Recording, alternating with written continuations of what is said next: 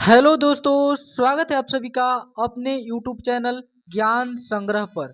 दोस्त, यह वीडियो आज क्लास 12th का केमिस्ट्री के लिए होने वाला है, क्योंकि इससे पहले हम लोग बहुत सारे टॉपिक्स को देख चुके हैं।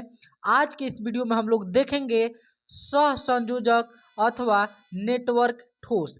कल हम लोगों ने देखा था आयनिक ठोस, आज हम लोग देखेंगे सहसंयोजक ठोस और आणविक ठोस। जैसा कि आप सभी जानते हैं कि क्रिस्टलीय ठोस जो है 4 प्रकार के हैं, जिसमें से हम लोग 1 नंबर आयनिक ठोस पिछले वाले वीडियो में देख चुके हैं। यदि आपने वह वीडियो नहीं देखा है तो जा करके उसे देख लीजिए, ताक झाँक कर लीजिए, क्योंकि आज के इस वीडियो में हम लोग देखेंगे 2 नंबर सहसंयोजक अथवा नेटवर्क ठोस और 3 नंबर हम लोग देखेंगे आणविक ठोस। तो वीडियो काफ़ी शानदार होने वाली है। और आपको बता दे ये दोस्त, जो कंटेंट लोग बहुत सारे पैसा लेकर भी नहीं दे सकते हैं वह आपको फ्री में दिया जा रहा है। तो बस आपको कदर करना है और बढ़िया ढंग से मेहनत करके पढ़ाई करना है। चलिए स्टार्ट करते हैं, देरी नहीं करते हैं। 2 नंबर है सहसंयोजक अथवा नेटवर्क ठोस। बस आपको ये उतारते हुए चलना है। क्या है कि सहसंयोजी ठोसों के अवयवी कणों के मध्य एक सहसंयोजक बंध पाया जाता है, जिससे यह एक त्रिविम जालक का निर्माण करते हैं। क्या है समझिएगा, सहसंयोजी ठोसों में अवयवी कणों के मध्य अवयव मैंने देखिए, सहसंयोजी जो ठोस है ना दोस्त, उसमें क्या होता है, कणों के मध्य एक सहसंयोजक बंध पाया जाता है, जिससे एक त्रिविम जालक का निर्माण करते हैं।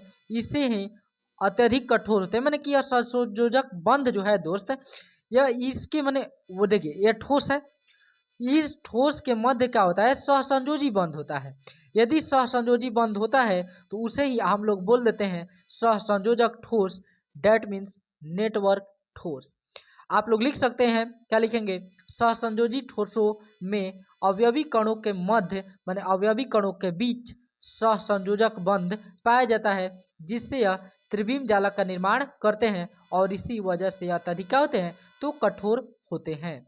चलिए इसकी कुछ विशेषताएं देख लेते हैं। विशेषता महत्वपूर्ण है, क्वेश्चन दे देगा। सहसंयोजक बंध या नेटवर्क ठोस के विशेषताओं को लिखे, तो हम लोग लिखेंगे, देखिएगा 1 नंबर, त्रिविम संरचना के कारण, माने चूंकि यह त्रिविम संरचना है ना, तो इसका गलनांक उच्च होता है। यानी इनका जो गलनांक होता है दोस्त, उच्च होता है। सहसंयोजी ठोस जो है इनका गलनांक उच्च होता है। 2 नंबर, ये विद्युत के कुचालक होते हैं, लेकिन अपवाद स्वरूप ग्रेफाइट विद्युत का सुचालक होता है। यानी समझिएगा, ये वास्तव में सहसंयोजी ठोस जो है यह विद्युत के कुचालक होते हैं, लेकिन इसी में सहसंयोजी ठोस ग्रेफाइट है, वह अपवाद है, वह चालक होता है। ग्रेफाइट क्या होता है, तो चालक, लेकिन बाकी सहसंयोजी ठोस क्या होते हैं, तो कुचालक होते हैं। 3 नंबर, सहसंयोजी ठोस को परमाणविक ठोस भी कहते हैं। सहसंयोजी ठोस क्या कहते हैं, तो परमाणविक ठोस कहते हैं। एग्जाम्पल के लिए आप लोग लिख सकते हैं हीरा, सिलिकॉन, ग्रेफाइट इत्यादि। यानी कि पहली बात, इसकी विशेषता सुनिएगा, इसके मध्य पहले बात क्या रहेगा, तो सहसंयोजी बंध रहेगा। इसका गलनांक उच्च होता है। यह कुचालक होते हैं, लेकिन एक अपवाद है, ग्रेफाइट वह सुचालक है, और इसे परमाणविक ठोस भी कहा जाता है। चलिए आगे बढ़ते हैं। आगे 2 नंबर देखिएगा दोस्त, 3 नंबर है, मान लीजिए हम लोग का ये दूसरा है, लेकिन 3 नंबर है, आणविक ठोस, ऐसे ठोस जिनके अवयवी कण अणु होते हैं।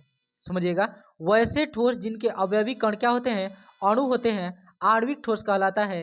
जैसे H2, SO2, H2O, यानी कि जिसमें अवयवी कण अणु होंगे उसे आणविक ठोस कहा जाएगा। जैसे क्या हो जाएगा, H2, SO2, H2O। अब दोस्तों देखिए, समझिएगा थोड़ा सा, आणविक ठोस जो है इसे 3 भागों में बांटा गया है।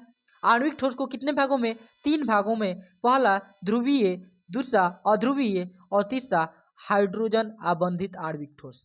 कितने प्रकार के, 3 प्रकार के। पहला ध्रुवीय आणविक ठोस, दूसरा अध्रुवीय और तीसरा हाइड्रोजन आबंधित आणविक सूत्र। तो दोस्त उम्मीद करते हैं समझ में आया होगा। ये देखिए समझ लीजिए एक बार फिर से, यदि सहसंयोजक कणों के बीच में सहसंयोजक बंध है तो सहसंयोजी ठोस, और यदि ठोस के अवयवी कण जो है अणु है तो उसे आणविक ठोस कह दिया जाता है। और आणविक ठोस 3 प्रकार के, ध्रुवीय, अध्रुवीय, हाइड्रोजन अबंधित। चलिए इतना ही रखते हैं, और ऐसे ही हम लोग छोटे छोटे वीडियो के माध्यम से आपका पूरा एक दिन सिलेबस तैयारी करवा देंगे। बस आपको क्या करना है, वीडियो को ज़्यादा से ज़्यादा शेयर करने का प्रयास करना है दोस्त, क्योंकि हम लोग मेहनत लगा रहे हैं, अपना पूरा एफर्ट झोंक रहे हैं आप लोगों पर, तो एक शेयर तो बनता है। मिलते हैं नेक्स्ट वीडियो में। जय हिंद, धन्यवाद।